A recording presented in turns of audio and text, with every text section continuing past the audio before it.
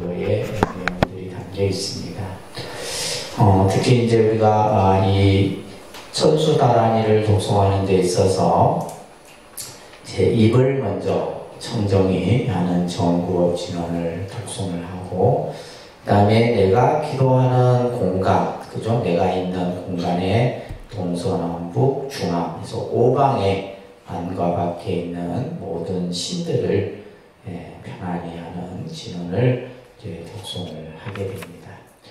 자, 하고 나서 이제 우리가 이제 경을 이렇게 처음 독송할 때 항상 이제 이 개경계를 독송을 하게 되는데, 자, 이제 이 개경계는 여러분들이 좀 외워두시는 게 좋죠, 그죠?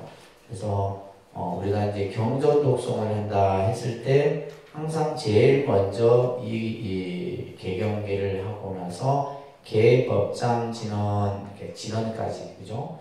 독송하고 나서 경명을 하고 그 다음에 경문이 들어가는. 그래서 이제 경전 독송하는 데 있어서도 이 개경계를 먼저 독송을 하게 됩니다.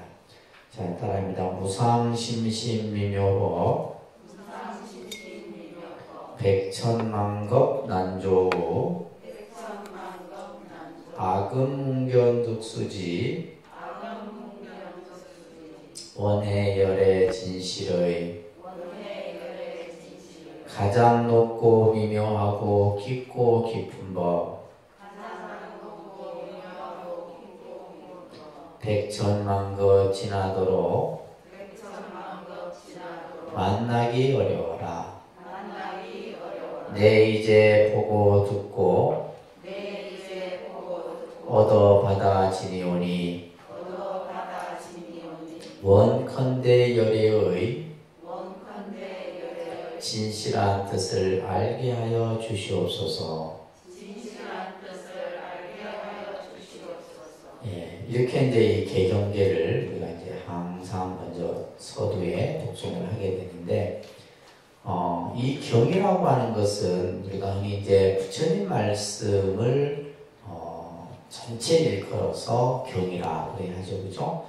그래서 이제 우리가 흔히 뭐 금강경이다, 화엄경이다, 법화경이다 하는데, 이제 이 경이라고 하는 것은 어떤 의미를 가지고 있냐면요, 우리가 이제 흔히 위대한 분들마다 그분들이 말씀해 놓으신 그런 가르침들, 이런 것들이 이제 우리가 뭐 예수님 같은 경우는 그 예수님의 말씀을 기록해 놓은 것을 성경이라 하고, 그죠? 우리가 보통 불교의 경전들을 뭐 불경이라 하는데, 사실 불경이라는 표현은 잘 안 쓰고 그냥 경전 이렇게 표현을 하게 되죠, 그죠? 보통 이제 이 경이라고 하는 것을 우리가 이제 한자로 쓰면 이 길경자야, 경인데, 이 경전을 인도 말로는 수트라라고 합니다. 수트라.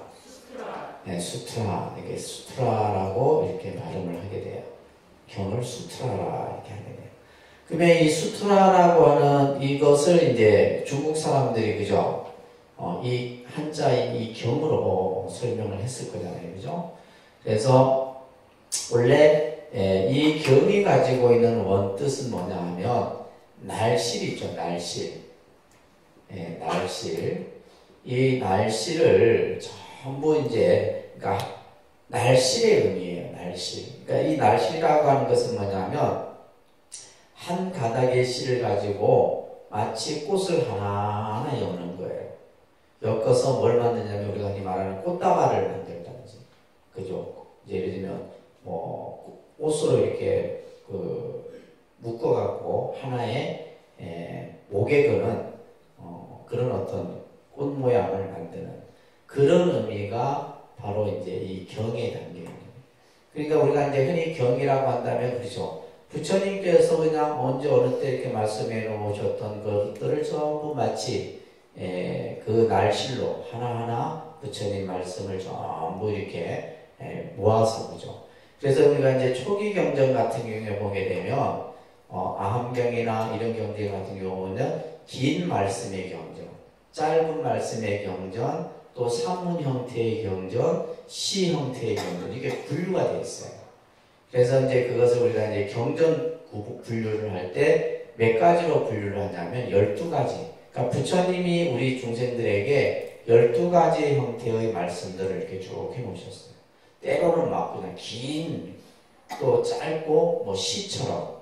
그 다음에 또 때로는 혼자서 그냥 부처님이 길을 가다가 혼자 말로 하시는 거예요. 그런 것들을 전부 뭐예요? 하나의 다 경전의 형태들로 만들어져 있는 것이다. 그래서 이제 경이라고 하는 거예요. 그래서 원 뜻은 뭐다? 원 이제 발음은 수트라라고 하는 겁니다. 아시겠죠? 그래서 부처님의 말씀들을 한 가닥의 실로 엮듯이 만든 것을 경이라 한다. 이렇게 이해를 하시면 돼요. 그러니까 이제 부처님께서는 언제 어느 때 뭐 수시로 그죠?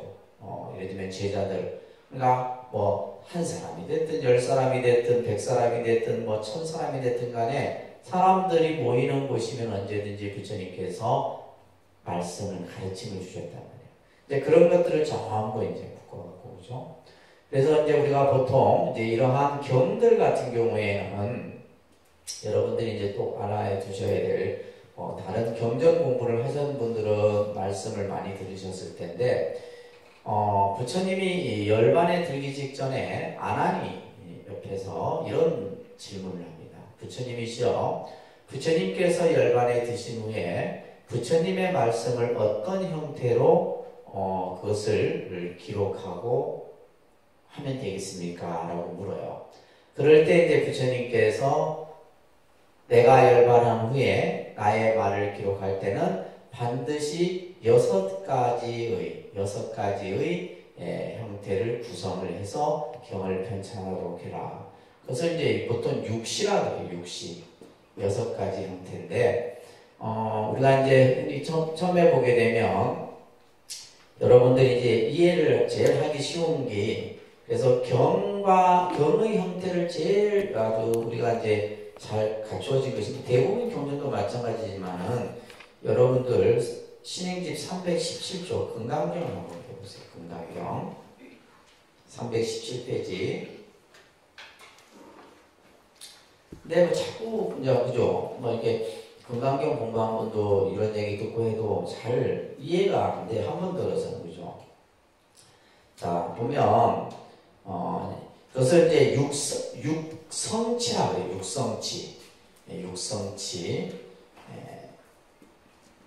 육성치라고 하는데, 자, 지금 금강경에 보게 되면, 자, 제가 한번 좀, 여러분들도 공책 있으면 한번 써보세요. 제일 먼저, 여시아문, 이렇게 돼 있죠. 그쵸? 여시아문. 그러니까 모든 경에는 제일 첫 구절에 이 글자가 나와야 돼요. 그러니까 하엄경이 됐든 법화경이 됐든 어떤 경전이니. 그러니까 지금 우리 천수경은 경은 경인데 아까 뭐 했어요? 기도문이라고 했잖아요.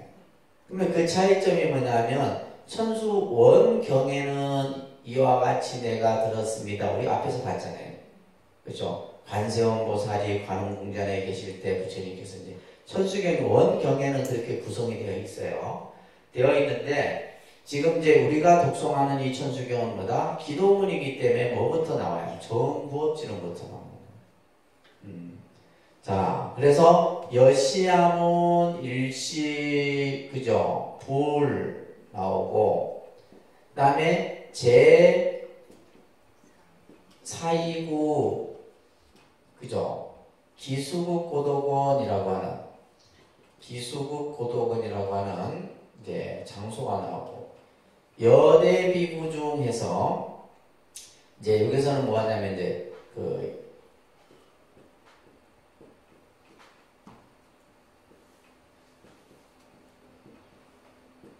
해갖고 뭐 1250인이라고 하는 그죠? 이게 숫자가 나와요.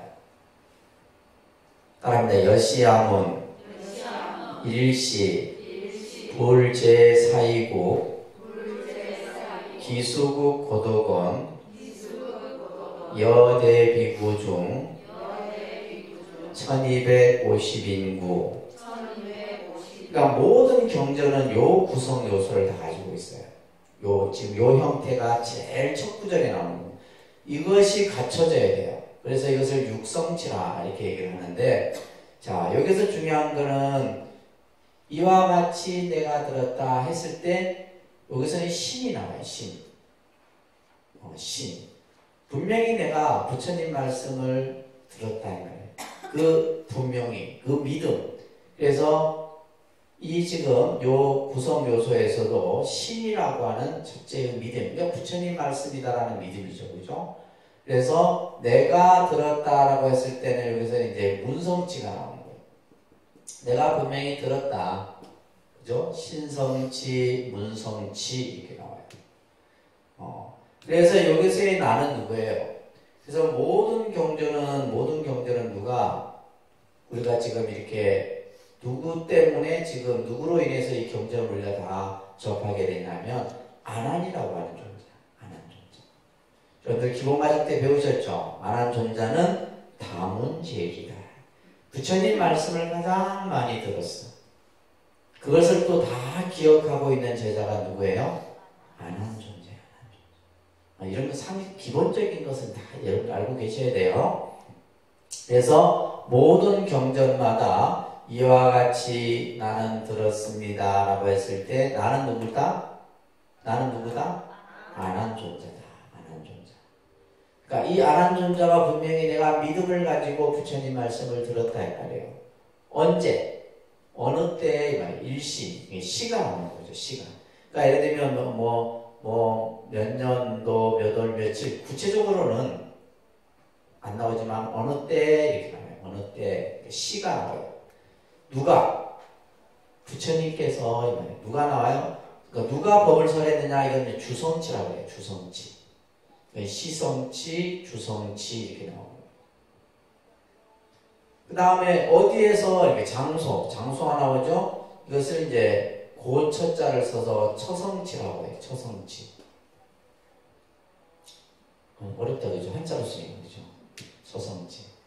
그 다음에 누구에게 대비구 1250인이라고 하는 숫자가 나오니까 이것을 이제 중성치라고 해요. 중성치.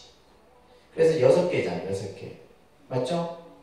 따라합니다. 신, 문, 시, 주, 처, 중, 6개, 그죠? 그래서 모든 경전은 이 6가지의 구성이 갖추어진 것을 우리는 경전이라 한다. 이렇게 이해하시면 됩니다. 아셨죠? 아시겠어요? 그래서 이와 같이 나는 들었습니다. 따라합니다. 이와 같이 나는 들었습니다. 어느 때 부처님께서 사이국 기수국 고도건에서 대비구 1250인과 함께 하셨습니다. 자, 근데 우리는 이렇게 그냥 여러분은 그냥 뭐 이렇게 이제 그죠? 따라하는 것도 급급한데 그죠? 보통 우리가 이제 경전을 읽을 때는 내가 지금 그 공간 속에 2600년 전 기수국 고도건이라고 하는 그 부처님이 1250인과 함께, 그러니까 1250인 뿐만이 아니에요. 여기에는 수많은 사람들이 운집을 해 있지만은 대표적인 1250명의 제자들이 이제 상징적으로 설명이 되는 거예요. 그러면 뭐냐면 내가 그 기수국 고도건, 기원정사죠. 그죠? 기원정사에서 지금 부처님이 다 나에게 뭘 설하고 있는 거예요? 금강경의 말씀을 설하고 있는 거예요. 내가 그 속에 들어가야지만 이 경전을 이해할 수가 있어요. 그러니까 이게 경전은 뭐 예를 들면 이론으로만 그냥 학문적으로 이해하는 게 아니에요. 그래서 내가 그 안에 그 속에 들어가서 부처님의 말씀을 하나하나 받아들이고 이해하고. 그래서 우리가 이제 이 부처님 말씀은 지식으로 이해할 수 있는 것은 아니에요. 왜냐하면 여러분들이 이제 경전을 보면 흔히 그냥 어렵다 이렇게 생각하잖아요. 그죠? 당연히 어렵죠. 왜? 이 말씀은 깨달은 분의 말씀이다. 부처님의 지혜의 말씀이고 깨달은 분의 말씀인데 지금 내 머릿속에 뭐냐? 욕심과 탐욕과 어리석음으로 가득 차 있는 내 생각으로 그냥 단순히 이해하려고 하니까 이해가 돼야 안 돼요? 안 되는 거예요. 부처님 말씀이 어려운 것이 아니라 내가 아직 어리석어서 그분의 말씀을 이해하지 못하는 거예요. 그냥 우리가 단순히 쉽다 어렵다 이렇게 생각하면 안 됩니다. 아시겠어요? 그러니까 이제 우리 불자들이 경전 공부를 안 하려고 하는 거예요. 교인들 성경 공부 어마어마하게 합니다. 그 사람들은 책을 달달달달 하고 막 그냥 성경 이 두꺼운 걸 다 외워. 여러분들 친구들 중에 그렇죠? 여러분들 교회 다니는 친구들 중에 예를 들면 성경 구절 한번 읊으라면 한 시간 동안 읊을걸? 여러분도 앉혀놓고. 근데 우리는 뭐야? 알고 있는 게 그냥 아재아재 바라아재하고 전구업전 이거밖에 없다 이거야. 이래갖고 되겠어요? 안 되지. 그러니까 우리가 경전을 접하지를 못하는 거예요. 또 사실은 이제 이렇게 한자어로 되어 있다 보니까 근데 요즘에는 이제 한글로 되어 있어도 사실 어려워요. 그렇기 때문에 이제 교인들 같은 경우는 저는 성경책이 되게 어렵더라고요.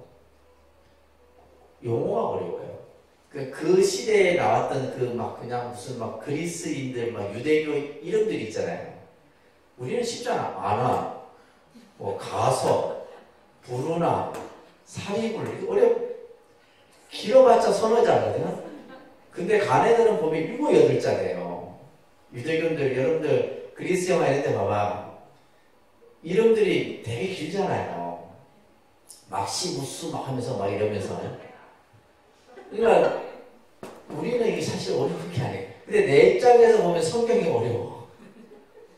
이름, 지명 이런 것들이 상당히 어려워. 예를 들면 지금도 보면 사이국의 기수국 고도가 하니까 이게 어려운 거예요. 우리한테는.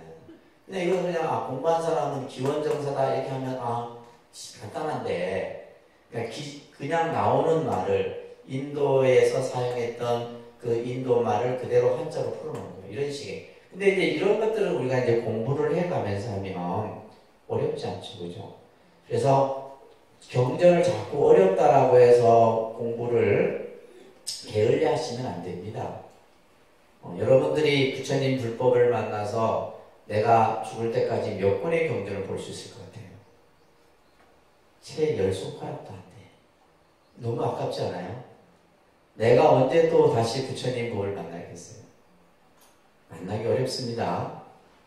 그 말씀이 나오잖아요. 따라합니다. 무상심심미묘법. 자, 이 부처님의 법은 미묘법이에요. 미묘법. 근데 지금 전부 봐보세요. 무상. 이것도 무상이라는 말은 가장 최상의 이런 말. 부처님의 법은 최고의 법이다 이 말이에요. 무상, 심심, 이 기쁠 심자죠, 그죠? 무상, 심자 이렇게 한자로 쓰면 이렇게 이 심심이라는 말은 깊고 깊다 이 말이에요. 그러니까 부처님 법은 내가 금강경을 공부하고 나면 또다시 예를 들면 법화경, 반야경, 화엄경, 원각경, 능엄경, 기신론 등등등. 저도 아직 한 20개 경 정도 채 못 봤어요.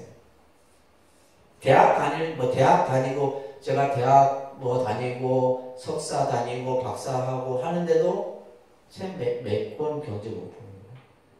근데 나는 단지 이제 여러분들에게 가르치면서 경전을 가르치면서 자꾸 나도 이제 경전을 보고 싶어서 하는데 여러분들이 따라오지 못합니다. 근기들이. 딱 천수경 근기야. 천수경 근기고 그 위에 근데 어마어마한 거예요. 무상이라는 말은 뭐요? 최고의, 최상의. 심심이라는 말은 뭐냐 하면 깊고 깊어서. 그래서 부처님의 말씀을 큰 바다에 비유를 합니다. 부처님 말씀을 어디에 비유한다고요? 바다에. 바다에 들어가면 어떻게 해요? 우리가 표면에서 봤던 바다가 아니잖아요. 그 안에는 무궁무진해. 바다의 이 해저 밑에도 뭐가 있어요? 땅이 있겠죠, 그죠?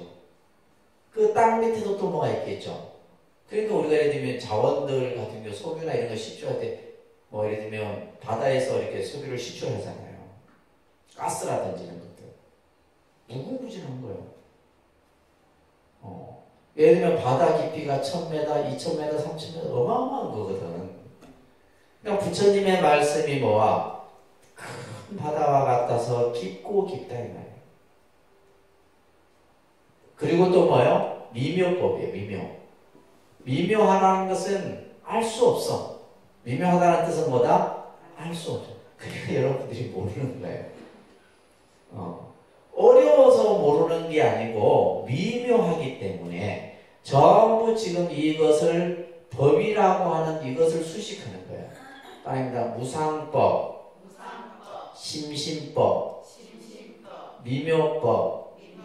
이 법을 부처님 말씀을 법은 부처님의 말씀이죠. 이 법을 전부 수식하는 표현. 그러니까 한 번 수식으로는 표현이 부족하니까 뭐요? 무상, 심심, 미묘법이다 이렇게 합니다. 부처님의 법은 최상의 법이고 가장 깊고 깊은 법이고 미묘한 법이다. 이해하기 쉽죠? 무상, 심심, 미묘법이에요. 근데 이 법을 어떻게 한다? 백천만급 난조다. 백천만급. 백천만급이라는 시간이에요. 시간. 이제 여러분들 불교에서의 시간을 얘기할 때 가장 긴 시간을 뭐라 표현해요? 뭐라 표현해요? 뭐라 표현한다고?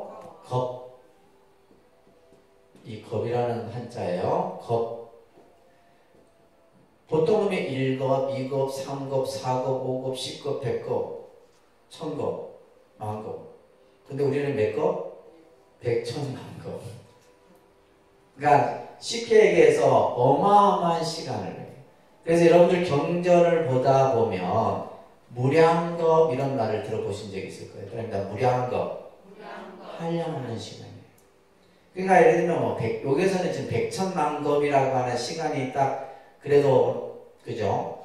구분을 해서 표현했는데 그냥 무량겁 또 이렇게 표현해요. 무량무수겁 이런 표현들이 있어요. 경전들 보면 한량 없고 무량은 헤아릴 수 없고 그 수를 알 수 없는 시간.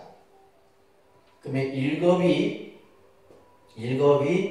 12억 9,700 만년이 1급이에요. 세어보세요. 1급이라는 시간이 12억 9,700만 년. 어마어마한 시간이죠. 근데 그 시간이 뭐예요? 1급이 아니고 뭐예요? 백천만급이라는. 그 시간 동안 난조다. 만나기 어렵다. 뭘? 부처님 법을 만나기 어렵다. 아시겠어요? 부처님 법을 만나기 어렵다. 그리고 이제 가장 짧은 시간을 이제 우리가 이제 이것도 공부해야 되겠죠. 찰나라 그럽니다. 찰나. 우리가 찰나만 많이 쓰죠. 찰나지간에, 순식간에, 눈 깜짝할 사이에, 이런. 예를 들면 이제 우리가 보통 시간으로 얘기할 때 그냥 기본적인 우리가 일상에서 1초, 2초, 초로 이렇게 하는데, 초보다 더 빠른 시간 단위예요. 초보다 더 빠른. 마하 00000000000 해서 막 더 숫자 이거는 뭐 표현할 수 없어. 짧은 시간을 뭐라 한다고? 찰나. 긴 시간을 뭐라 해요? 이거 상식이야. 상식을 모르면 어떻게 된다고요? 무식한 거예요. 무식하지 않으려고 공부하는 거지. 그래서 1급이 몇 년? 12억 7천만 년이라는 시간. 그 1급이 아닌 백천만급 동안 만나기 어렵다. 이것을 여러분들이 알고 있어야 돼요. 그래서 부처님만 만나는 것이 그렇게 어려운 겁니다. 여러분들은 뭐 지나가다가 독림선언이 있어 들려갖고 그냥 부처님을 만난다 생각하는데 아니에요. 백천만급이 지나도록 만나기 어려운 것이 부처님 법이다. 이거 꼭 명심하셔야 됩니다. 왜 그러냐면, 우리가 예를 들면, 생명체 중에, 수많은 생명체 중에 부처님 법을 개나 고양이들도 들을 수는 있겠죠. 들을 수 있지만 그들은 닦을 수가 없어. 또한 이해할 수도 없어요. 이해할 수도 없어. 보니까 어떤 TV 같은 데 보면, 어떤 강아지는 절에서 목탁 소리만 나도, 그죠? 법당에 딱 가서 목탁 소리 듣고, 그 정도는 굉장히 아주, 다음 생에는 아마 개 몸은 벗어날 거예요. 근데 우리가 이 인간은 뭐냐면 사유를 하고, 사색을 하고, 또 깨달음을 얻을 수 있는. 그러니까 누구나 다 있지만은 깨달음을 얻을 수 있지만은 그래도 깨달음의 길에 다가설 수 있는 것은 인간이에요. 생명체 중에. 그래서 부처님께서 어떤 말씀을 하셨냐면 인생 난득이요. 이거 써놓으세요.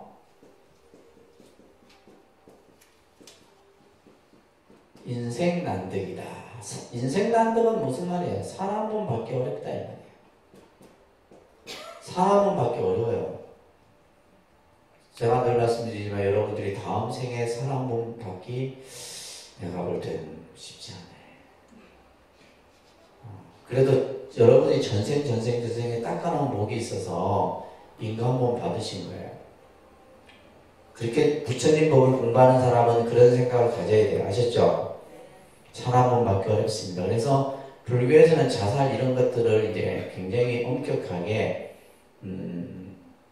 최악의 죄악으로 생각하는 것이 뭐냐면 이 사람 몸 받는다는 것이 쉬운 일이 아니에요. 근데 사람 몸을 받았어도 그죠? 우리가 건강한 육체를 이렇게 지닐 수 있고 할 수 있다는 것은 더더욱 더 큰 복인 거예요. 그리고 사람 몸 받았어도 뭐다? 부처님 법 만나기 어려워요. 그래서 불법 남봉이다라는 말이 있어요. 따라합니다. 불법 남봉. 난자는 어려울 난자 똑같아요. 근데 이 한자도 저도 요즘 잘 안 써서 이거 전부 20대 때 공부해놨던 걸 가지고 좀 기억하는 거예요. 그 이후로는 써본 적이 별로 없어. 근데 자꾸 써봐야 돼요. 그죠? 따라합니다. 인생 난득. 사람 몸 받기 어렵다. 그리고 사람 몸 받았어도 뭐다? 부처님 법 만나기 어렵다.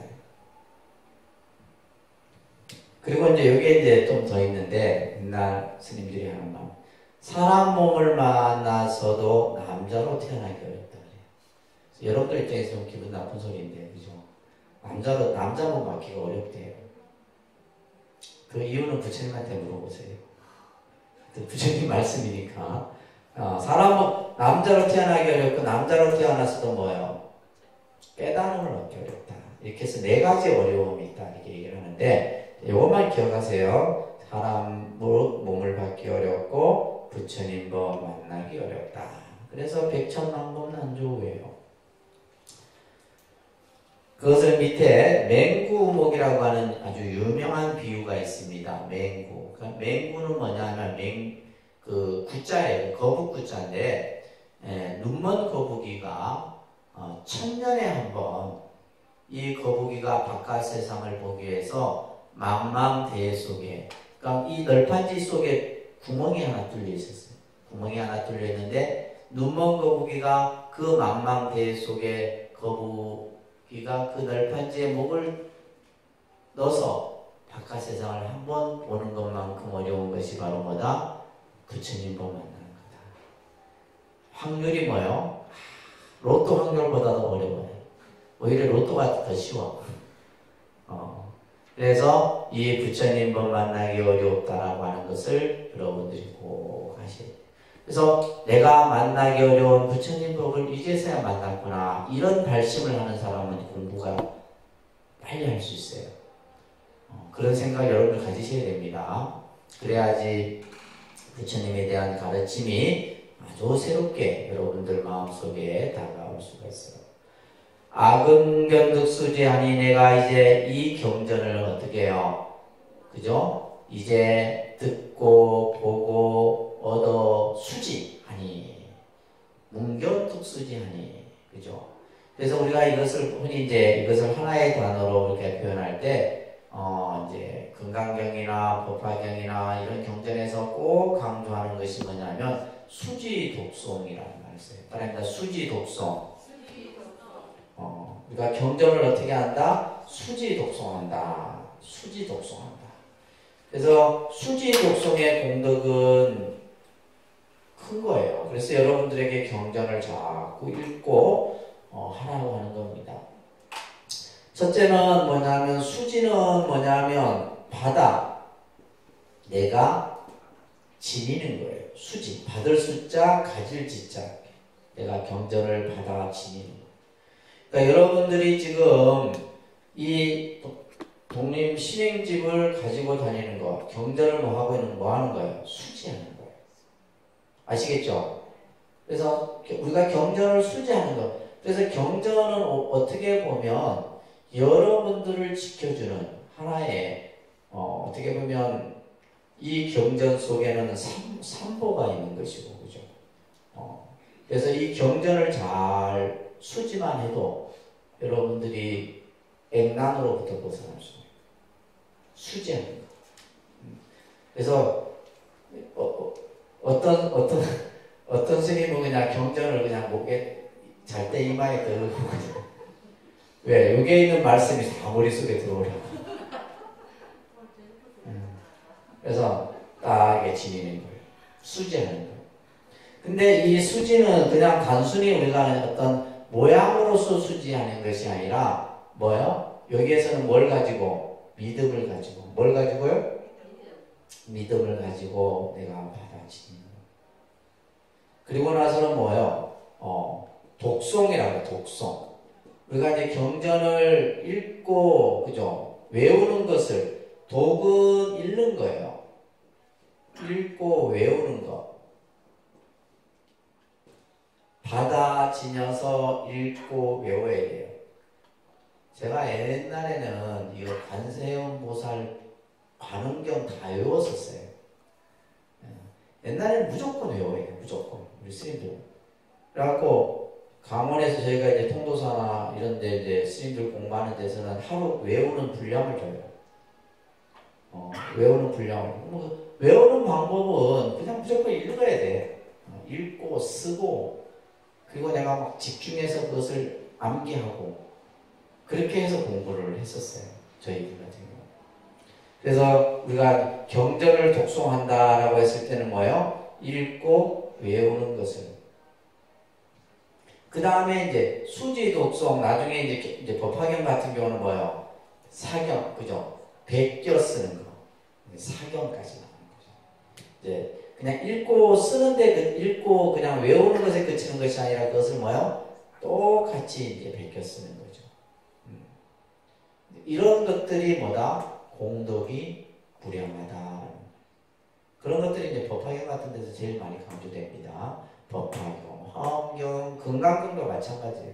금강경에도 보면 경전의 한 구절을 남에게 그냥 설에만 주어도 그 공덕이 한량이 없다. 부처님 말씀을 남에게 한마디 일러만 주어도 그 공덕이 한량이 없다라고 하는 겁니다.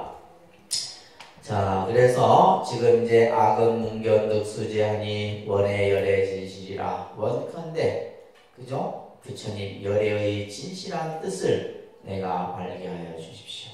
자, 내가 이렇게 무상 가장 높고 미묘한 부처님 법을 백천만급이 지나도록 만나기 어려운 이 법을 내가 이제 만났으니 내가 이것을 이제 받아 지니고 읽고 외워, 그죠?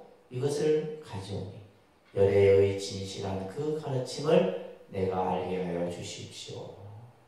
이게 개경계예요. 경을 펼친다 이런 말입니다. 경을 여는 진언이다. 자, 밑에 여러분들 교재에 보시게 되면 경전을 이제 우리 불자들이 제가 참 이거 굉장히 강조하는 부분인데 제가 그냥 뭐 아까 뭐 우스개 얘기를 했지만은 이 경전은 부처님의 말씀이 담겨져 있는 거예요. 그래서 가장 귀하게 여러분들이 항상 이 경을 받아 이제 내가 경을 열 때도 경을 내가 지금 펼칠 때도 딱 이마에 정대하고 내가 지금 법당에서 기도를 하잖아요. 기도를 하기 위해서 여러분들이 경을 딱 할 때도 이마에 정대를 하고 이 경을 펼치는 거예요. 그냥 막 책처럼 그냥 막 하는 거 아닙니다. 아시겠어요? 이건 책하고 달라. 이건 책이 아니에요. 책이 아니고 부처님은. 그래서 이 그 각 종교마다 뭐 예를 들면 코란이라든지 성경이라든지 또 중국에도 뭐 그죠? 공자의 말씀을 담아놓은 여러 가지 경전이라든지 우리가 보면 옛날에는 이 경전을 어떻게 해요? 그래서 팔만대장경을 우리가 고려시대 때 몽고 그 침략을 이겨내기 위해서 할 때 전부 사람들이 어떻게 해요? 경전을 내 머리 위에 있는 것은 뭐냐면 경전이 가장 존귀하기 때문이에요. 왜냐면 우리가 생각할 때 머리가 어떻게 해요? 내 신체에서 가장 높은 부위잖아. 내 머리 위에 있다는 것은 뭐예요? 가장 존귀하기 때문에. 그래서 옛날에 그 절에 이렇게 노보살님들이 절에 가 부처님들이 올리는 쌀이나 초나 이런 땅바닥에 안 놓습니다. 절대 땅바닥에 안 놔요. 머리에 처음에 딱 이마에 머리에 올리고 나서 뭐예요? 절에 법당에 갈 때까지 머리에 있는 거예요. 이거는 부처님 전에 올리는 공양물은 땅에 나와서는 안 돼요. 그런 것들이 정말 아주 믿음이죠. 요즘에 여러분들은 그런 마음이 없잖아요. 그래서 경전을 항상 최고의 법으로 생각해야 돼요. 아시겠죠? 이 경전이 있는 것. 그래서 법화경 공부하신 분들은 그 구절 나오잖아요. 경전이 있는 곳은 부처님이 있는 곳과 같다. 그죠? 경전이 있는 곳은 뭐가 있다? 불보살이 항상 함께 하는 거예요. 그래서 여러분들이 집안에 경전만 두는 것만 해도 엄청난 거죠. 엄청난 거죠. 그래서 제가 예전에 지금 이제 우리 경전들이 굉장히 많습니다. 우리가 이제 고려대장경, 고려시대 때 만든 고려대장경도 있고, 일본에 가면 이제 만속장경도 있고, 중국 대만에는 이제 아마 중국 대만에서 만든 게 만속장경이고, 일본에서 만든 것이 신수대장경이고, 이런 경전들이 있어요. 부처님 경전들이 각 나라마다 이제 이렇게 쭉 만들어져 있는데, 제가 이제 사실은 학교 이렇게 공부를 하면서 경전을 꼭 한번 소장하고 싶어요. 스님들의 가장 로망이 방에 경전을 두는 거예요. 여러분들은 방에 뭐 두는 거예요? 하여튼 여러분들은 각자 생각이 있겠죠. 그래서 스님들의 로망은 뭐예요? 방 안에 경전으로 다 두는 거예요. 그 자체가 뭐예요? 기쁨인 거예요. 부처님 말씀이 나와 함께 하고 있다는 믿음을 갖게 되잖아요. 근데 돈이 없어. 그걸 살려고 해도. 그랬는데 이제 제가 그때 박사 과정 때였는데 중국에 이제 대만에 유학하는 스님한테 대만에서 이제 편찬한 만속장경이라는 경전을 사고 싶었던 거예요. 그래서 좀 한번 알아봐 달라고 했는데 이 스님이 이제 그 도서관 이제 서점에 갔습니다. 그런데 대만 신도가 이제 뭐 얘기했겠죠. 한국에 있는 스님이 이 가격을 좀 알아봐 달라고 하니까 그 옆에 이제 듣고 있던 잘 모르는 사람이에요. 대만의 신도가 그 경책을 자기가 공약 올리면 안 되겠네. 근데 그 경책 가격이 한 그 당시 20년 전에였으니까 500만 원 정도. 대만 신도들이 그래요. 그래서 그 자리에서 수표로 500만 원 다 끊어갖고 나는 이제 공약을 받았잖아요. 그게 또 배를 통해서 온 거예요. 배값도 그분이 다 냈어요.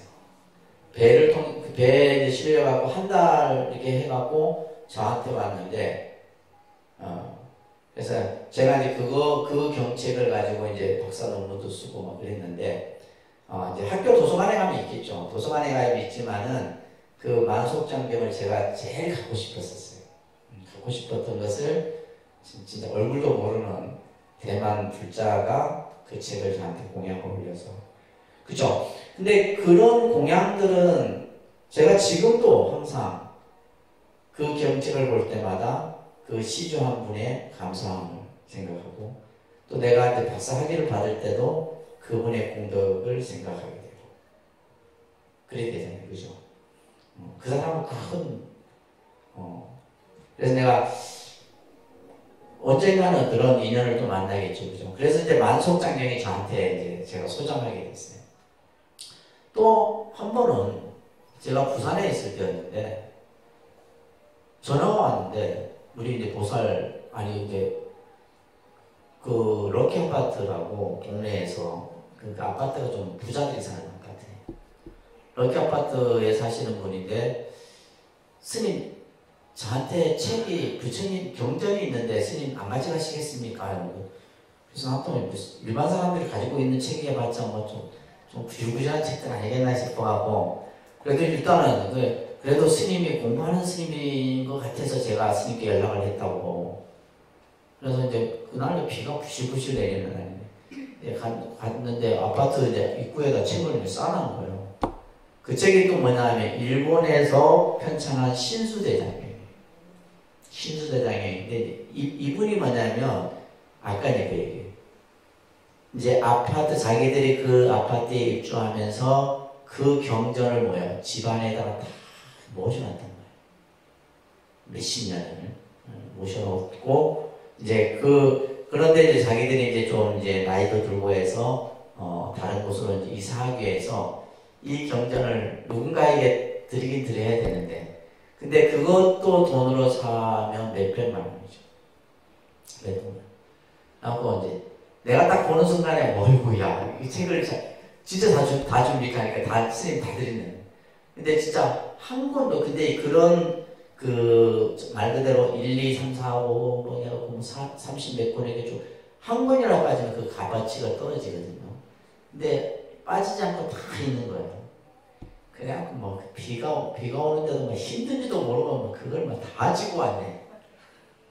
그래갖고 지금 이제 제 방에 그 만속장경하고 신토제장경을 모시고 있어요. 나는 누가 보면 그래. 스님 저 다 읽었습니다. 읽기면 다 읽고 그걸 어떻게 다 읽어요? 그냥 어떻게 해요? 보는 것만 해도 뭐하다? 행복한 거예요. 이게 부처님의 경전이에요. 그래서 실제 그래서 우리 도서관이 있죠. 여러분들 도서관 들어가 보셨어요? 도서관은 뭐냐면 내 책 다 안 봐도 돼. 그냥 책 제목만 쑥 봐도 어떻게 해요? 행복한 거야 그냥. 그 안에 부처님 말씀이 있고 하니까. 그래서 우리가 법에 대한, 부처님 말씀의 법에 대한 생각을 그렇게 가지셔야 되는데, 그래서 그만큼 이 경책이 소중한 겁니다. 아셨죠? 내가 이제 그 두 인연을 만난 걸 보면 내가 부처님 경전을 늘 이렇게 가까이 하고 설해주라는 그런 인연이 아닌가 이런 생각을 하게 돼요. 자, 먼저 우리가 이제 경을 항상 독송할 때는 내 주변을 깨끗이 하게 돼요. 그러니까 여러분들이 집에서 이게 경책을 읽을 때는 경상 같은 걸 하나 두시면 좋아요. 그냥 바닥에 이렇게 하기보다는 경상 같은 걸 하나 이렇게, 그죠? 그래서 경책 위에 다 두고. 그리고 이제 여기서 예법이 나오는데, 보통 우리가 이제 이렇게 반듯하게 앉아서 경을 읽어도 되지만은, 천수경 같은 정도는 무릎을 꿇고, 그러니까 우리가 그냥 퍼져서 앉아서 읽는 거하고, 무릎을 꿇고 앉아있는 거하고 다릅니다. 이제 다리가 아프신 분들은 꼭 이렇게 무릎을 꿇으라는 얘기가 아니고, 이제 좀 신체적으로 건강하신 분들에게는 무릎을 꿇고 그리고 반드시 합장을 해야 돼요. 천수경 독송할 때 여러분들 손 퍼져갖고 이렇게 하시면 안 됩니다. 아시겠죠? 우리가 내가 얘기했잖아요. 그냥 손을 내려놓고 하는 거하고 손을 모으고 하는 거하고 다릅니다. 뜻을 이해하고 못하고의 문제가 아니에요. 그래서 딱 이렇게 합장을 하고 나서 정부업 진원 수리 뭐 몰라도 그냥 이 자체로서 내가 그냥 기도가 되는 거예요. 근데 그런 이제 습이 이제 계속 들어야 되는 거지. 내가 5분을 하더라도 이렇게 10분을 하더라도 그렇게 하셔야 돼요. 아셨죠? 그래서 무릎을 꿇고 합장한 후에 마음을 다 경건히, 마음을 경건히 한다는 것은 뭐예요? 모든 생각의 잡념을 다 내려놓고 이 말이에요. 생각을 다 편하게 쉰 후에 다 경을 독송하는 거예요. 이거 얼마나 거룩한 거예요. 이런 걸 안 한다 이 말이에요. 여러분들이 대부분 다 건성건성이야. 건성건성이 보입니다. 저 사람이 딱 마음을 딱 담아서 하는지, 건성건성인지 마음이 붕 떠갖고 하는 건지 다 이렇게 보여요.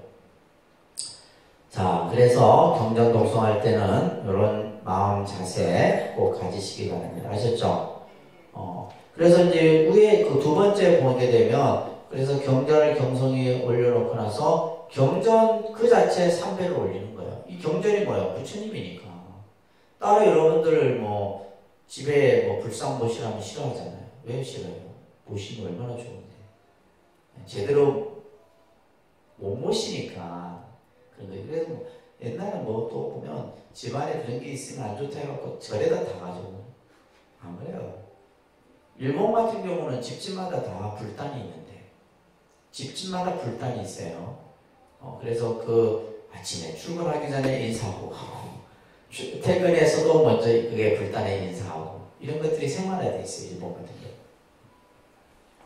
자, 그래서 이 경책의 3배를 딱 한 후에 무릎을 꿇고 합장한 후 이 경전을 내가 뭐 금강경이면 금강경, 관음경이면 관음경, 원각경이면 원각경, 다란이면 다란이 이렇게 독송하는 거예요. 아셨죠? 자, 그 다음에 계법장진은 법장이라는 말, 이것은 이제 부처님의 말씀을 법장이라고 해요. 법의 창고다. 그 부처님의 말씀, 진리의 창고. 그 법을 여는 진원이에요. 따라합니다. 옴 아라나 마라다. 옴 아라나 마라다. 자, 이 옴 아라나 마라다 속에 담겨있는 의미는 뭐예요? 바로 깊고 깊은 진리에 이르게 하소서. 부처님의 그 높고 무상하고 미묘한 그 지혜의, 그죠? 그 말씀을 내가 이해해서 진리에 이르도록 하소서. 얼마나 거룩한 거예요. 그래서 무상심신미묘법부터 계법장진원 옴 아라남 아라다까지 이제 독송을 하면 이제 경을 이제 시작을 하게 돼요. 그리고 나서 이제 바로 여러분들 보세요. 그러고 나면 뭐가 나오냐면 경의 제목이 나오는 거예요. 그래서 천수경도 이제 바로 이어서 나오는 것이 경의 제목입니다. 따라합니다. 천수천왕 관자재보살 광대원망 무예대비심 대다라니 개청. 이게 대다라니 경자가 생략이 된 거예요. 그래서 원천수경의 경명이 뭐냐? 천수천안 관자재보살 광대원만 무예대비심 대다라니 경. 이게 천수경 경명이에요. 이걸 줄여서 뭐라 한다? 천수경 혹은 천수다라니경 이렇게 이제 표현하는 겁니다. 아시겠죠? 이게 중요한 거예요. 경명의 뜻을.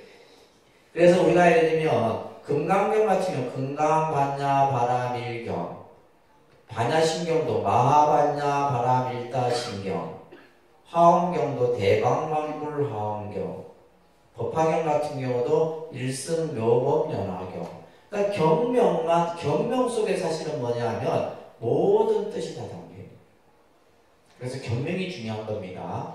그래서 우리가 개경계부터 시작해서 계법장진원을 독송하고 나면 뭘 독송한다? 경명을 독송합니다. 아시겠죠? 여러분들 집에서 경전 독송할 때도 그렇게 해야 된다 이 말이에요. 자, 경명. 우리가 천수천왕 관자재보살.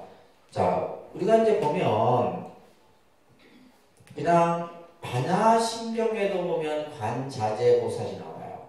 근데 관세음보살을 우리가 보통 관자재보살, 관세음보살 이렇게 두 가지의 이제 이렇게 음으로 표현을 하는데 원의 관세음보살의 범어는 아발로키테스파라라고 하는 이 인도 말이 있어요. 아발로키테스파라. 얘는 뭐 안 외워도 돼. 아발로키테스파라인데 이 아발로키테스파라를 가지고 이제 이것을 관세음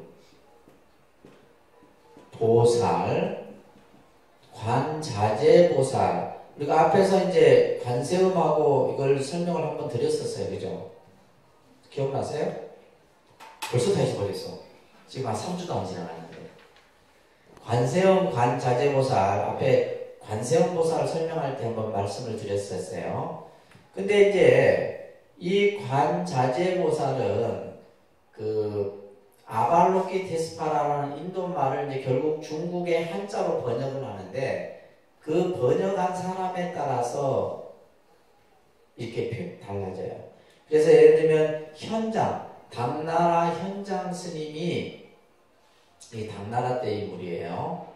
당나라 현장 스님이 아발로키테스파라를 번역할 때 뭐로 번역하냐면 관자재로 번역. 뜻은 똑같아요. 관세음이나 관자재나 뜻은 똑같습니다. 담겨있는 뜻은 뭐요? 중생들의 고통을 구제하는 데 있어서의 같은 뜻을 가지고 있어요. 근데 이제 그래서 현장 스님이 번역을 한 것은 관자재 아시겠죠? 그래서 우리가 독송하는 반야심경도 당나라 현장 스님이 번역한 거예요. 그래서 당나라 현장 스님이 번역해서 관자재 보살 행심 반야 반야심경. 그러면 이제 이 관세음 보살은 구마라집이라고 하는 스님이 번역을 한 경전들 같은 경우, 그러니까 이런 구마라집이나 현장 스님은 대단한 번역가예요. 이 구마라집 스님은 서역, 인도 스님이에요. 인도 스님이고 현장 스님은 중국, 그죠? 스님인데 이제 이 구마라집 스님 같은 경우는 예를 들면 금강경 같은 경우 구마라집. 우리가 독송하는 금강경 있죠? 독송 들어가니까. 지금 우리 책에 있는 금강경도 누가 번역을 한 거예요? 구마라집 스님이 번역. 이 구마라집 스님은 문체가 아주 간결하고 명료해요. 그래서 경전들마다 또 보리유지가 번역한 것도 있고 많아요. 여러 번역가들이 많습니다. 네, 그런 것들은 나중에 이제 막 공부를 많이 해야지 이제 이해할 수 있는 건데, 그래서 관세음 보살이나 관자재 보살은 같은 뜻이다. 다른 게 아니고, 아셨죠? 그 앞에 뭐가 붙어요? 천수천왕 관세음 보살, 천수천왕 관자재 보살. 그냥 우리가 줄여서 뭐라 그래요? 천수관음보살 이렇게 부르는 거예요. 자, 이 천수관음보살의 이게 중요한 게 아니에요. 그 뒤에 나오는 광대원마, 무예, 대비신, 이게 중요한 말입니다. 이걸 오늘 이렇게 공부하다가는 내년까지 공부해야 되겠네요. 이거 설명. 또 이래 설명 안 하면 또 여러분들이 잘 이해를 못해요. 그냥 대충 하고 넘어. 네. 자, 광대원만 무예 대비신. 자,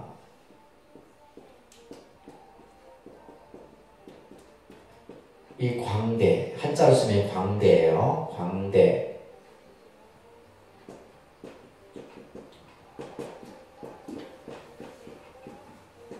이제 그림인데요. 글씨로. 원마, 한자로 쓰면 원마. 무예. 우리가 보살이라는 이 신앙은 대단한 겁니다. 그러니까 불교에서의 보살 사상, 보살 정신, 보살 수행, 보살 행, 뭐 이런 어떤 의미들 얘기하잖아요. 그죠? 근데 이 네 지금 의미 속에 다 담겨 있어요. 무예, 대비. 여기에 마지막에 붙은 것이 심이에요. 그죠? 모든 것은 마음이에요. 마음. 관세음보살이 어떻게 해서 만들어졌다 그랬어요? 중생의 고통을 내가 구제하기 위해서, 중생의 아픔을 내가 그 아픔을 제거해 주기 위해서. 자, 그런 것은 전부 먼저 뭐가 전제가 돼야 돼요? 마음이 일어나야 되는 거죠. 마음. 여러분들도 마찬가지입니다. 불교를 공부하고 또 불교를 실행하는 데 있어서 마음이 먼저 만들어져야 돼요. 자, 따라합니다. 광대심. 네 가지 마음이에요. 네 가지 마음. 이 마음을 배우는 것이 불교고, 이 마음을 닦는 것이 보살이고, 이 마음을 갖추는 것이 우리가 흔히 말하는 깨달음으로 나아가는 마음이에요. 따라합니다. 광대심, 원만심, 무예심, 대비심. 자, 관세음보살이 어떤 마음을 가지느냐, 이 네 가지 마음을 가진다 얘기를 하는 거예요. 그냥 우리는 보통 그냥 줄여서 그냥 대비심라고 하는 말로 표현하지만은, 천수경은 관세음보살이 가진 중생을 향한 마음은 광대한 마음, 원만한 마음, 무예한 마음, 대비의 마음을 가진 거예요. 이 마음을 가지고 나타낸 것이 바로 뭐예요? 대다란이에요. 그러니까 우리가 신묘장구 대다란이 속에는 뭐가 있다? 관세음보살의 광대하고 원만하고 무예하고 대비한 마음이 그 다란이로서 표현한 거예요. 이걸 이 천수경의 가장 핵심입니다. 사실은 이게 이제 이걸 이해 못하면 안 돼요. 자, 그러면 이제 이걸 하나하나 설명을. 광대심, 넓을 광자 큰 대자, 광대한 마음이에요. 넓고 큰 마음을 가져요. 왜냐하면 이 관세음보살님은 뭐 예를 들면 마음이 그냥 옹졸하고 좁고 이게 아니에요. 모든 그 구제의 대상이 뭐예요? 모든 일체 중생이에요. 그러니까 마음이 넓어야 되겠죠. 마음이 넓고 커야 돼요. 예를 들면 어떤 중생은 구제하고 어떤 중생은 구제 안 하고 이런 마음이 아니에요. 모든 일체 중생을 전부 다 관세음보살은 그 넓고 큰 마음. 그래서 우리가 이제 불교를 공부하게 되면 이 마음을 가져야 된다. 아시겠어요? 여러분들의 마음은 어때요? 바늘 구멍도 안 들어요. 그러니까 나하고 이해가 맞으면 마음을 좀 크게 쓰긴 써. 누구한테만 써요? 그냥 내 가족, 남편, 자식, 친척들 정도는 좀 써요. 근데 그 이외에는 쓴다 안 쓴다? 애들이 없어요. 그죠? 안 쓴다는 말이에요. 그러니까 여러분들 마음이 좁을 수밖에 없지. 좁은 거예요. 중생의 마음은 생각도 좁고 마음도 좁고 모든 게 다 좁아. 그러니까 뭐가 생기는 거예요? 힘든 거예요. 힘든 거. 고통이 생기는 거예요. 마음을 그냥 넓고 크게 써봐요. 이 광대한 마음 속에 여기 다 들어가고, 또 요 마음 속에 여기 다 들어가고, 요 마음 속에 여기 다 들어가고, 이게 다 다른 게 아니에요. 사실은 하나의 마음인데 이제 이렇게 표현해 놓은 거예요. 아시겠죠? 그래서 우리는 불교를 진행하면서 광대한 마음을 갖죠. 마음은 그 화엄경 같은 데서는 우주가 마음 안에 있다거든요. 이 우주가 마음 안에 있다고요. 부처가 어디에 있어요? 마음 안에 있잖아. 그런 말 들어보셨죠? 들어보면 많어. 그래서 광대한 마음. 아셨죠? 이제부터 마음을 크게 쓰세요.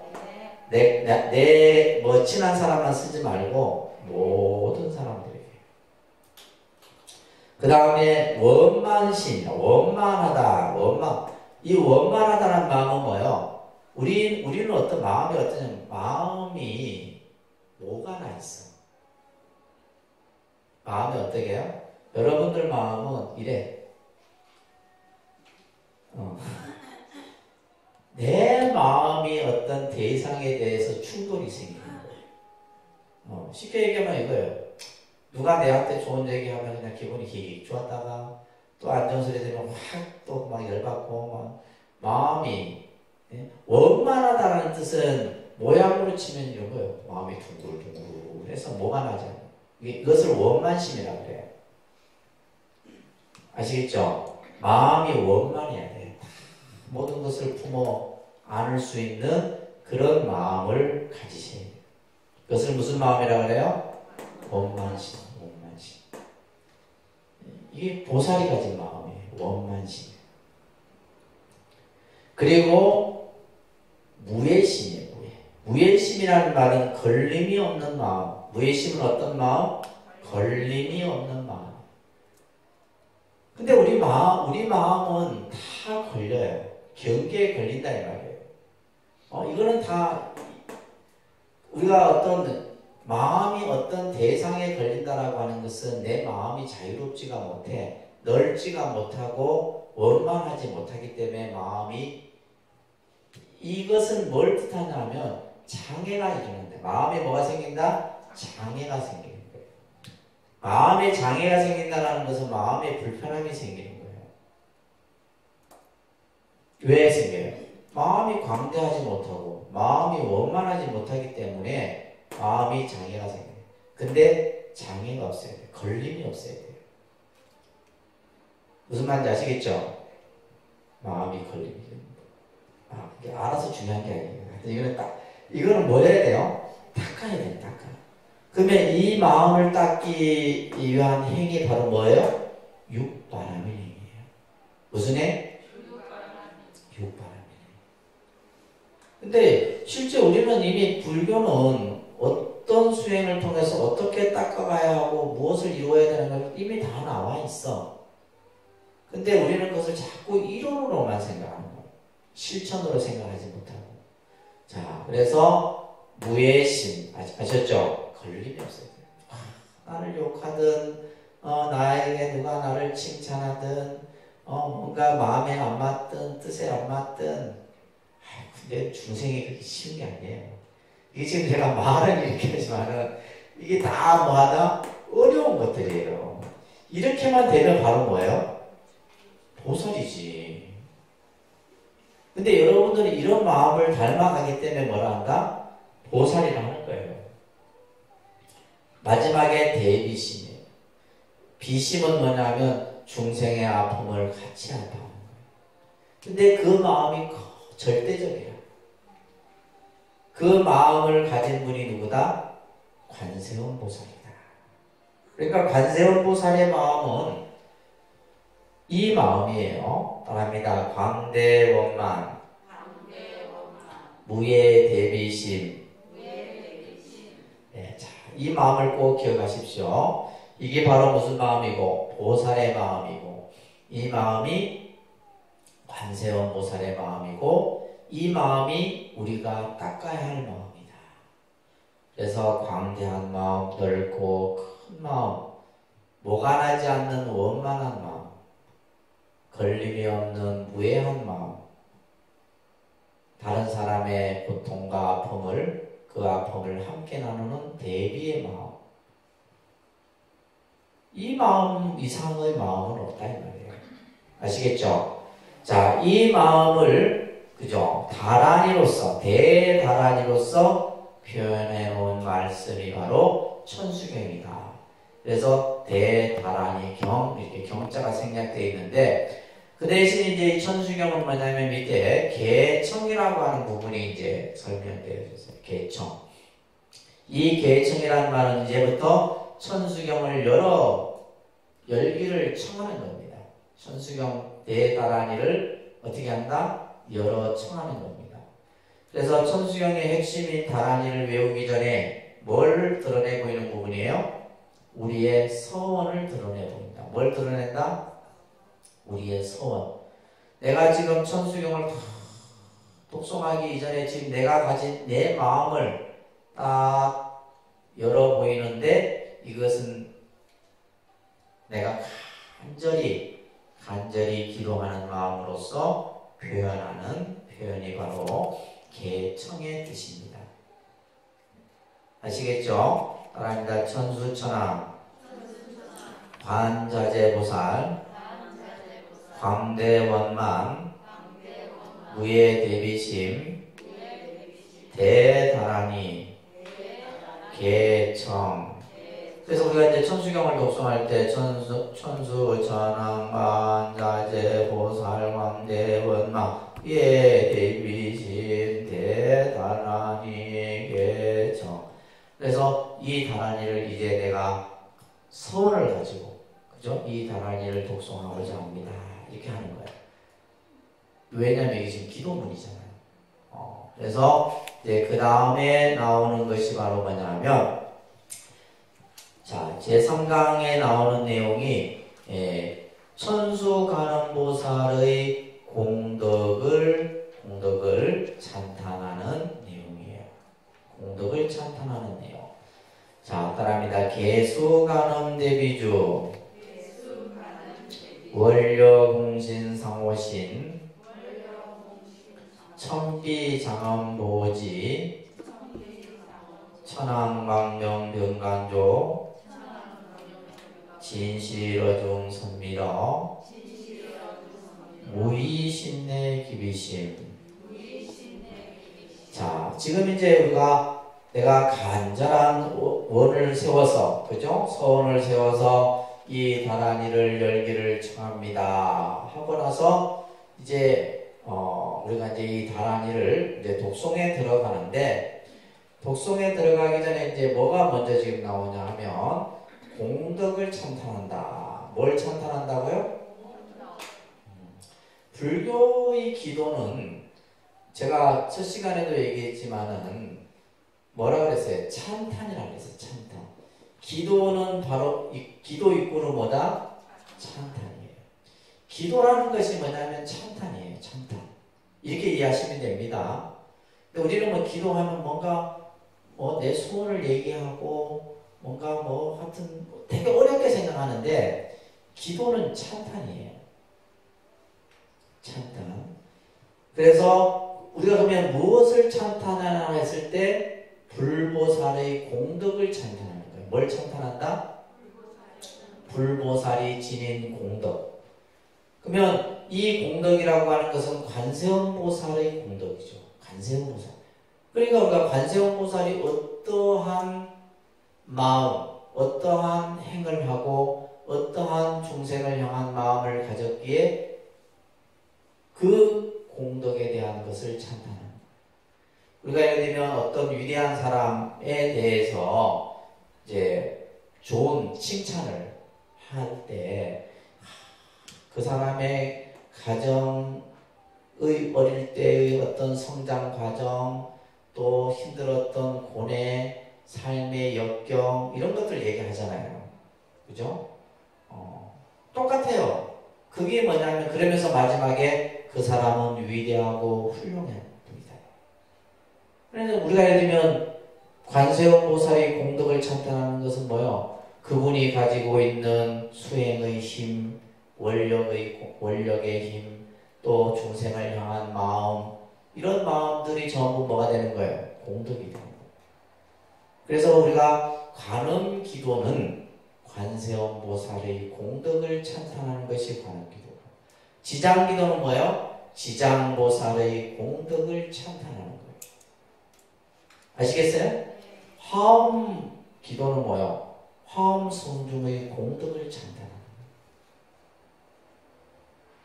거예요. 이게 이제 가장 핵심이에요. 그러니까 우리가 이 공덕을 찬탄하는, 그래서 지금 이제 이 천수다란이에서도 제일 먼저 나오는 것이 뭐예요? 찬탄이 나옵니다. 찬탄. 제가 첫 시간에 얘기했죠. 찬탄, 그 다음에 귀의, 그 다음에 발언, 참회, 이런, 그죠? 이게 다 하나가 뭐라 그랬어요? 기도라고 그랬어요. 이게 전부 뭐예요? 기도. 그래서 천수경은 이 내용들이 전부 수록되어 있어요. 뭐 공양, 그죠? 찬탄, 귀, 참회, 발언, 공양 이렇게. 이게 기도입니다. 이것을 다 포함. 그러면 지금 지금 내용들이 전부 뭘 얘기를 하고 있는 거예요? 관세음보살의 공덕. 뭐에 대한 공덕? 관세음보살의 공덕. 그러니까 제가 얘기했잖아요. 관세음보살을 모르면 관음기도는 안 되는 거예요. 지장기도를 하는 사람이 지장보살을 모르면 지장기도는 안 되는. 백날에도 그냥 이거는 뭐요? 목적지는 저기인데 딴 데 가고 있는 거 똑같은 거예요. 그래서 기도를 하는 분들에게 뭘 읽도록 하는 거예요? 관음경을 읽도록 하고 지장경을 읽도록 하는 거예요. 그러면 그 관음경이나 지장경은 뭐에 대한 내용이에요? 관세음보살의 공덕에 대한 얘기가 나옵니다.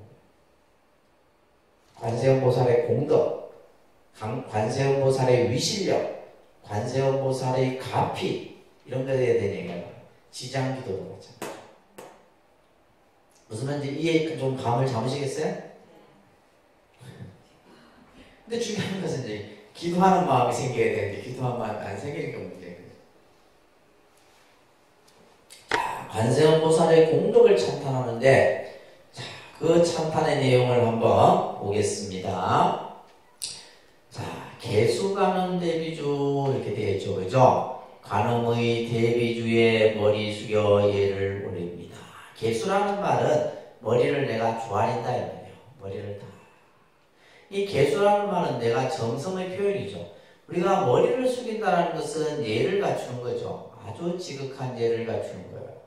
누구에게 머리를 숙여 예를 올려요? 관음 대비주에게. 관음 대비주.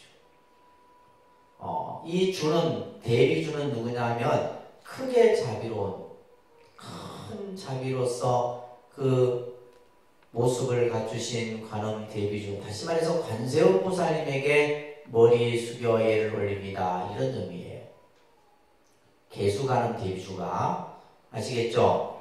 관음의 대비주에 머리 숙여 예를 올립니다. 우리가 이제 찬탄이라는 것은 좋은 것을 얘기하는 거예요. 관세음보살님께 머리 숙여 예를 올리고, 관세음보살님이시여 당신은 원력홍신상호신이다. 원력홍신상호신. 바랍니다. 원력홍신상호신. 자, 관세음보살님 당신은 바랍니다. 넓고도 깊은 원력과 원만한 상호를 갖추시고, 자, 우리가 이제 경전을 보다 보면 제자들이 부처님께 이렇게 먼저 부처님께 예를 올리고, 부처님이시여 거룩하십니다. 당신의 모습은 너무나 거룩하여 중생들이 당신을 볼 때마다 자비와 그 깊은 지혜를 느낍니다. 뭐 이런 식의, 제가 지은 거예요.